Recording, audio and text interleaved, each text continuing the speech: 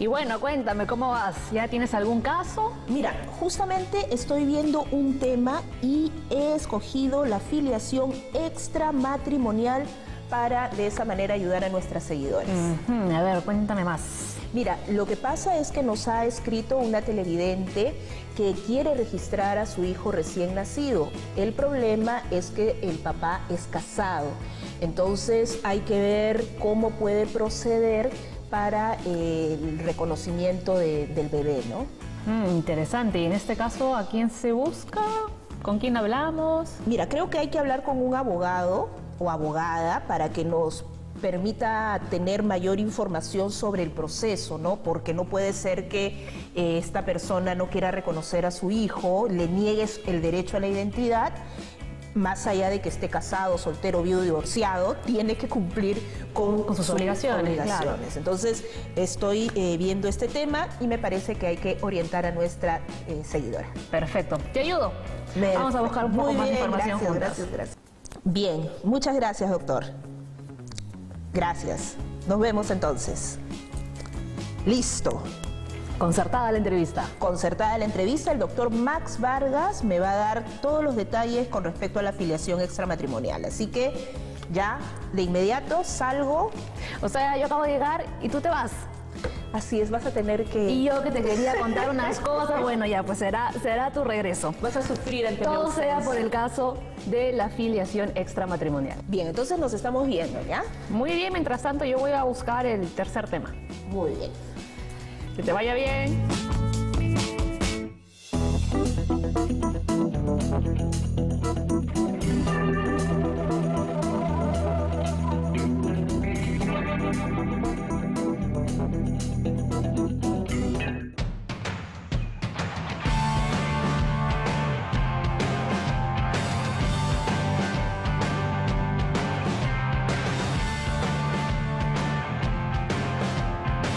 Doctor Max Vargas, muchas gracias por haber aceptado esta entrevista que nos va a permitir tener mayores informaciones sobre la filiación extramatrimonial. Sabemos que la Convención del Niño y el Adolescente, el Código del Niño y Adolescente en el Perú, marcan garantías en torno a los derechos de los niños y adolescentes. Sin embargo, el tema de la filiación extramatrimonial todavía genera algunas dudas. Entonces, ese tema nos gustaría abordar con usted.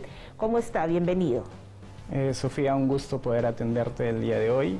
Estoy presto a absolver tus consultas sobre esta materia que sí, las personas merecen o requieren conocer un poco más sobre ello, ¿no? Primero hablemos sobre el derecho a la identidad, ¿no? Que es precisamente el marco seguramente para plantear una demanda de filiación extramatrimonial. Sí, mira, te comento, el derecho a la identidad es un derecho fundamental de las personas.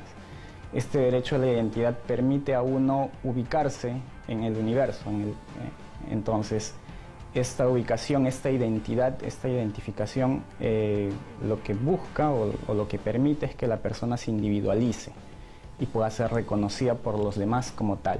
Esta identificación, esta individualización se logra a través de su reconocimiento de diversos factores, su aspecto biológico, su aspecto físico y su aspecto cultural incluso. Parte de esta identificación es pues el derecho al nombre, es decir, al tener una forma en la que las demás personas lo puedan a uno identificar, ¿no? ¿Y qué tiene que ver el derecho a la identidad con la filiación extramatrimonial? ¿Qué es lo que plantea? Ya, la filiación extramatrimonial, antes evidentemente una persona que no había tenido que no hay la posibilidad de generar ese vínculo con sus antecedentes, es decir, con sus padres, lo que se busca es que haya una identidad entre el aspecto biológico, es decir, quiénes son los que me engendraron, ¿no?, los que me procrearon, y el aspecto legal, es decir, quienes legalmente están vinculados a mí por ese parentesco.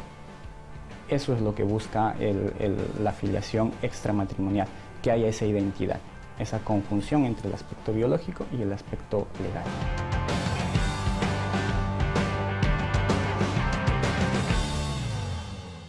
La madre va y asienta al menor y declara que ella es la madre y coloca o pide que se coloque el nombre de determinada persona porque ella considera que esa persona es el padre, ¿no? Sin la presencia de él. Sin la presencia de él. Okay. Esta declaración va a generar un derecho de identidad al menor.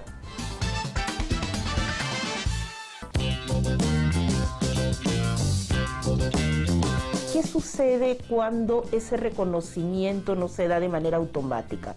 Cuando hay negación del padre, por ejemplo, de reconocer a su hijo.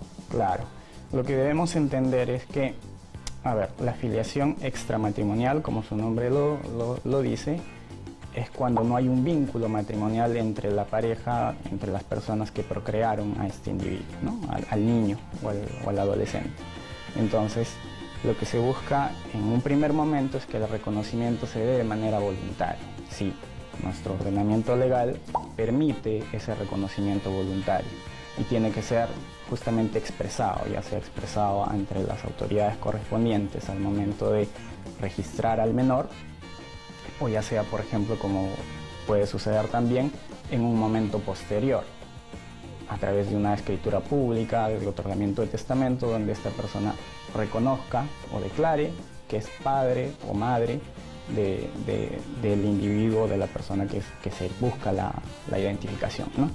Ahora, cuando no se da el reconocimiento voluntario, entra ya a primar la normatividad a efectos de permitir que los interesados o los legitimados puedan requerir por la vía judicial este reconocimiento.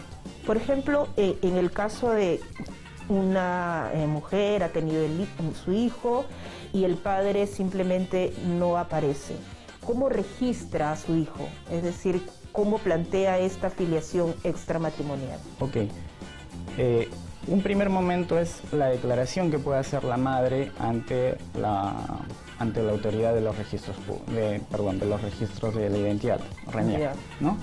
La madre va y asienta al menor y declara que ella es la madre y coloca o pide que se coloque el nombre de determinada persona porque ella considera que esa persona es el padre, ¿no? Sin la presencia de él. Sin la presencia de él. Okay. Esta declaración va a generar un derecho de identidad al menor. Sí, va a otorgarle al menor que su primer apellido sea del padre a quien la mamá indicó como padre, pero no va a generar derechos, ¿ya? Le va a permitir sí tener una identidad, pero no le va a generar derechos respecto de esta persona a quien se le reputa padre. A esta persona se le considera un padre presunto. Por ejemplo, a la manutención no tendría. No va a generar, no va a generar, por ejemplo, el derecho a los alimentos, no va a generar el derecho a heredar, ¿no? Porque, como le mencionaba, si no hay el reconocimiento voluntario, necesariamente hay que ir a la vía judicial para que se dé el reconocimiento, pero por la declaración de la autoridad judicial.